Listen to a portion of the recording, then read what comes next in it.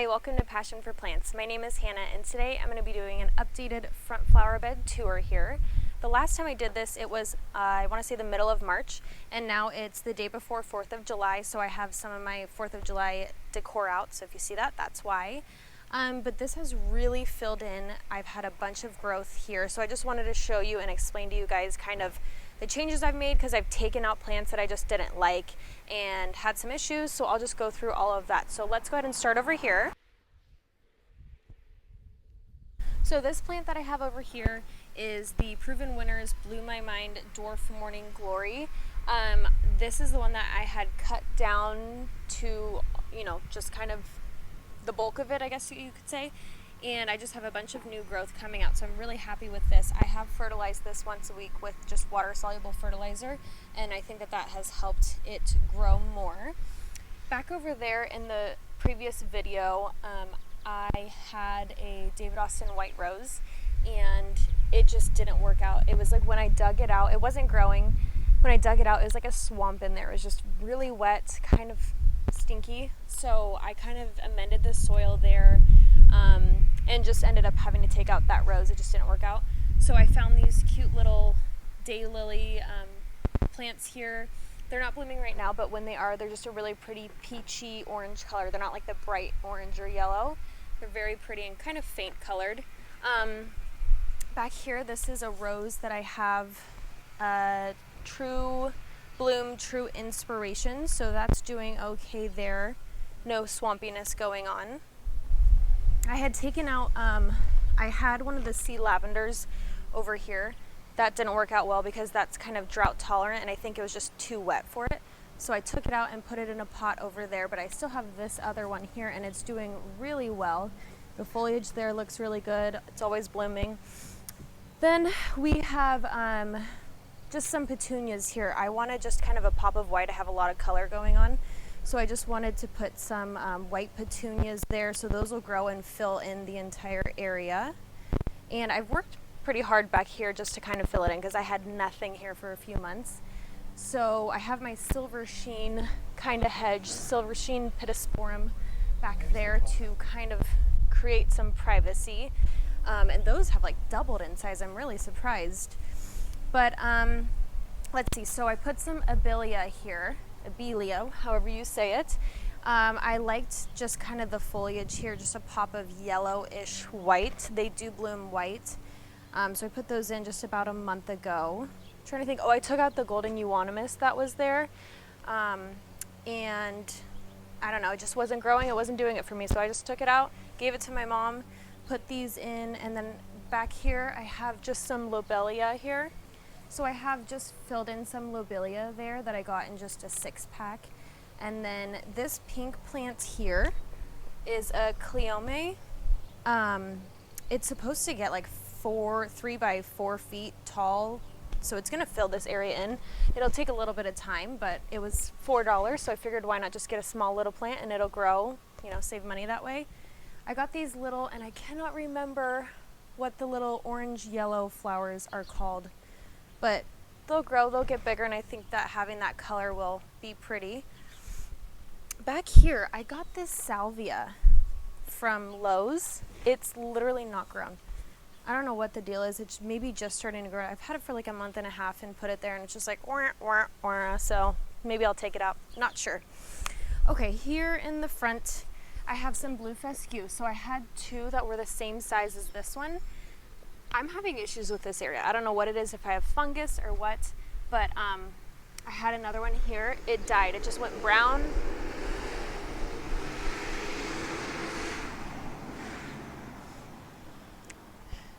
It died. It just went brown. I don't know if it was too much water, if it's a fungus. I don't know what the deal is. So I got another one. It's smaller. Here is Verbena de la Mina. These have grown really big. And I just love the flowy texture, how they kind of move in the breeze, and they just look really pretty here. So this area is the area I'm talking about that has some issues. So I put some African daisies here. They're growing fine right here in this area, and then if you can see these little things here, they're dying. I don't know if it's too much water because they like to be somewhat drought tolerant, if there's some sort of fungus going on here. I don't know what it is, but it's not working out, but that's just kind of the way it is sometimes. I put some Shasta daisies here. I could probably use to clean these off a little bit. Here's a tiny little golden euonymus that's being scared by this coleus way down in there. So that's not doing a whole lot, but okay. This is the ridiculous coleus. I have a picture of when I planted it in just the small little, I don't know what size it is. This has grown huge. This is like my favorite thing in the garden probably. I just water it and fertilize it once a week. I had to trim it back because it was kind of taking over some of the stuff. But I just think it's so pretty, and it's a pop of color, and it kind of goes with the plum tree there. So totally recommend this plant. I can't find it anywhere anymore because every garden center seems like they're sold out in this time. Here are my pincushion flowers that I had divided from one plant into 5. There are bees all over it all the time. Again, I should probably deadhead this, but it's still growing. You really don't need to because you have in all the time. So that's doing well there. Over here I have my Helen von Stein lamb's ear or big ears, and I actually had to kind of transplant and move these out a little bit closer to the grass because they were growing a little bit farther, and I had probably like 6 inches of dirt in the front here. So I just dug them up and moved them closer to the grass, which Alex doesn't really like because when he's edging, he tends to catch some of the leaves here. So, sorry. Let's see. Okay, then I have an agapanthus here that has not yet bloomed.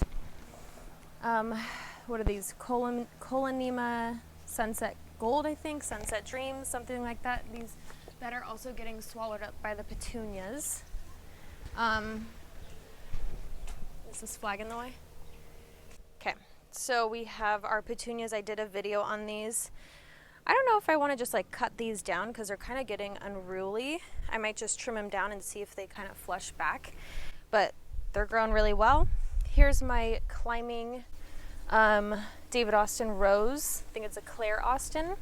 So it's getting there. It's climbing. It had a little bit of a slow start. I was worried about the other one, how that one died. I was like, oh God, don't die. But it's coming in there. So it's climbing up. Lots of blooms, looking good. Over here I have the Queen of Sweden David Austin rose. I don't know, that might be one of my favorite roses ever. I just love the shape of it. The stems are really strong, very pretty.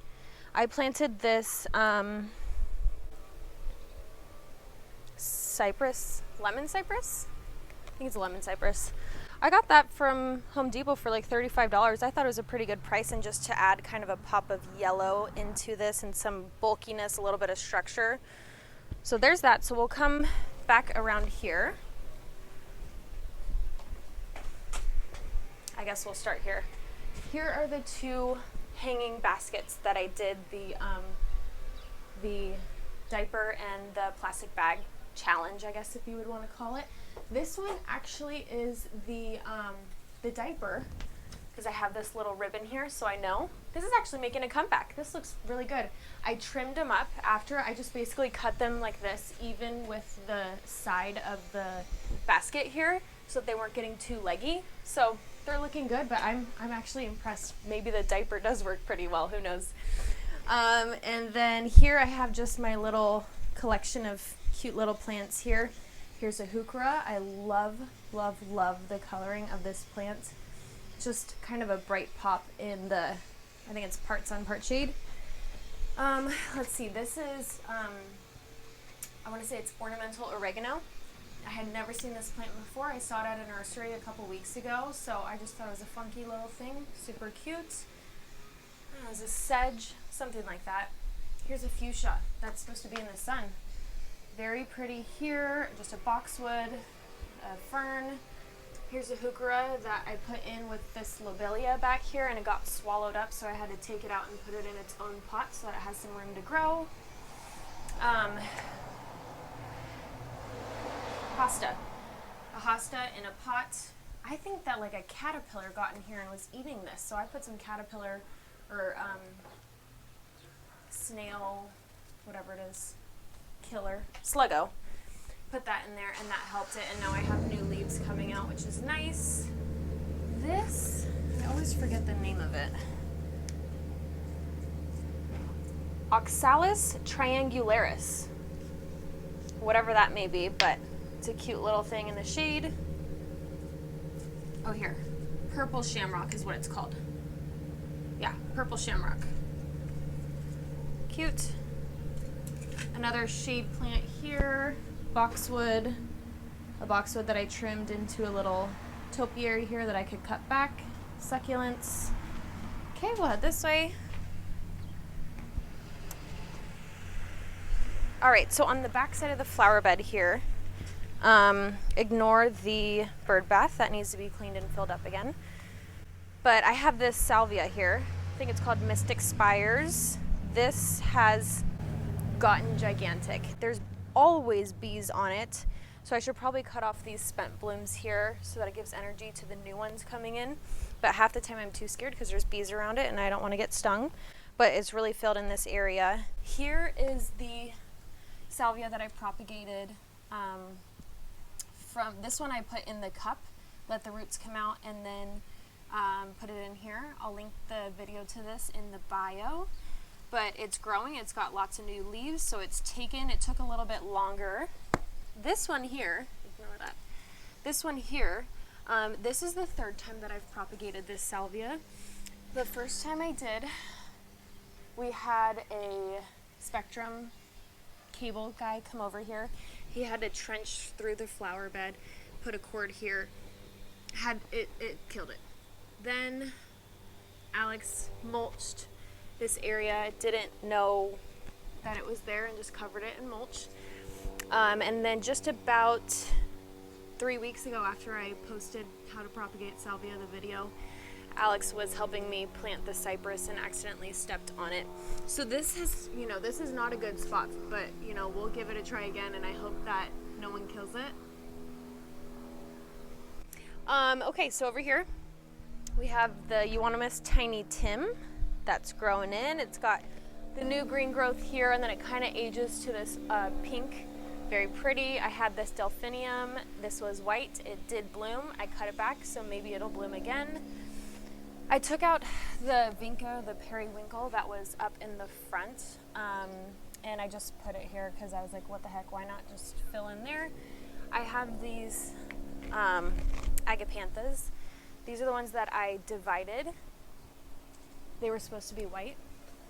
The container said white, Getty white, I want to say, and they're purple, which is not what I wanted because I already have enough purple there. But what can you do?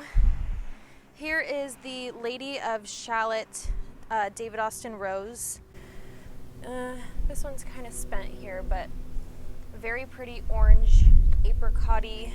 I have some very long stems coming out here, so that's good because I want it to kind of be able to be seen from the street, since both of these are kind of overtaking it. Okay, we did that. So then here, this is just a juniper blue star, and it grows somewhat low but wide. I thought having some sort of blue foliage in here would be pretty. Eventually it's going to be slow growing, so it's just a small little thing. I planted these 3 boxwoods, if you can even see them, because I figured in a few years, once they get bigger, I'll keep them in kind of the sphere shape and just have those 3 around the tree, and that would be pretty. This here is hummingbird mint, and it is just the most funky flower that I saw at the nursery, so I figured I would get it and just kind of put it in between there. And now this ground cover that I put in here is kind of swallowing it up. So this is also in a video I did of growing annuals. These are Superbina Stormburst, I want to say. The purple are Supertunia Royal Velvet. And so they have just covered this area. I'm really impressed with them. Here is my Thundercloud plum tree. I was very worried. This bloomed late and finally leafed out like in May or something. I thought it was going to happen in March. So I thought it died, but it's living here and looking good. So then this area here, I just kind of redid a little bit. I added this trellis just for some height, and then my mom had these 2 little stands, which I'm gonna spray paint black just to kind of go with the other stuff that I have. but I think just adding something a little bit higher so not everything's on the ground really makes a difference. Over here, I just had this boxwood in this pot, and I had this creeping Jenny, just leftover. Okay, I thought that was a spider. Just leftovers, so I just kind of popped it in here, and it looks like it's growing from there, so just easy to put there for the moment. Here's the sea lavender that I dug up from the front and put in a pot there. Here's a little container that I had made. Here is Veronica. This I had from last year, so this is the second year in its pot, and it's gotten way bigger than it was. Here is some yarrow, some white yarrow. Here are the 2 boxwoods that I propagated, I think in one of my most recent videos. I took the single plant that I bought and separated it into 2 plants so that I have 2 here for the price of 1. Here is black-eyed Susans.